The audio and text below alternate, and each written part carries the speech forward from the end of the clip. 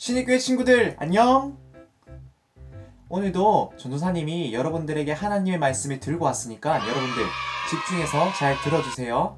그리고 나중에 뒤에 가서는 퀴즈를 푸는 시간도 있고, 이 퀴즈를 풀면 선물을 받을 수 있는 기회도 주어지기 때문에 여러분들 많이 참여해주세요. 자, 그러면 오늘은 하나님의 다스림을 따라서 살자 라는 주제로 여러분들과 말씀을 나눠보도록 할게요.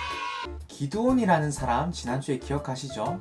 이 기드온이라는 사람은 하나님의 도우심으로 이스라엘을 구한 사사였어요. 자, 이에 이스라엘 백성은 기드온에게 자신들을 다스려 달라고 부탁을 해요. 자, 하지만 기드온은 이렇게 말을 해요.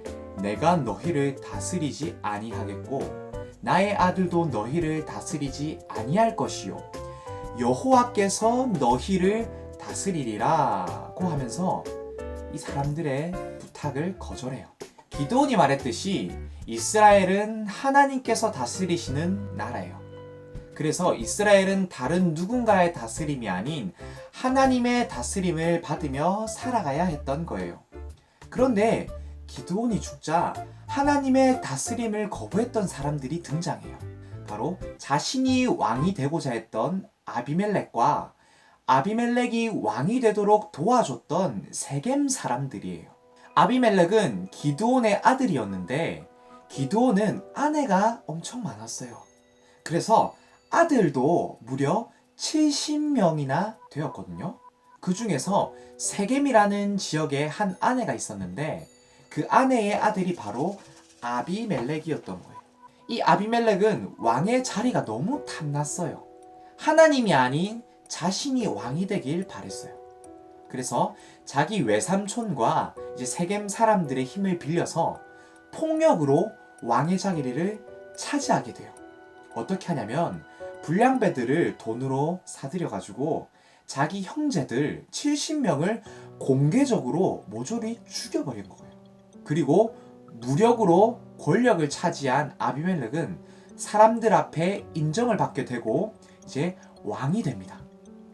하나님의 다스림을 거부했던 이스라엘 백성들은 이제 아비멜렉의 다스림을 받고 살아가게 된 거예요. 여러분, 그런데 하나님의 다스림을 거부하고 살아가는 사람들에게 어떤 일이 일어나는지 아세요? 자, 다 같이 사사기 9장 23절의 말씀을 읽어보도록 할게요. 하나님이 아비멜렉과 세겜 사람들 사이에 악한 영을 보내심에 세겜 사람들이 아비멜렉을 배반하였으니. 아니, 하나님이 악한 영을 보내셨다고 성경에 기록되어 있네요. 여러분, 그런데 이 말은 하나님이 악한 영을 조정해서 사람들에게 보냈다는 말이 아니에요. 이 말은 악한 영의 활동을 가만히 하나님께서 내버려 두셨다는 의미예요. 왜냐하면 이들은 하나님의 다스림을 거부했던 자들이거든요. 그래서 하나님은 그래, 이 악한 세상에서 어디 내 다스림과 보호함 없이 너네들끼리 잘 살아봐라, 한번 잘 지내보렴, 이렇게 하면서 그들을 가만히 내버려 두신 거예요. 그래서 이들은 어떻게 되었을까요? 바로 서로를 물고 뜯고 죽이기 시작해요. 그래서 아비멜렉과 세겜 사람들 모두가 이 사건을 통해서 죽고 말아요. 여러분, 우리가 하나님의 다스림을 받지 않는다면 바로 이와 같이 되고 만다는 것을 우리는 기억해야 해요.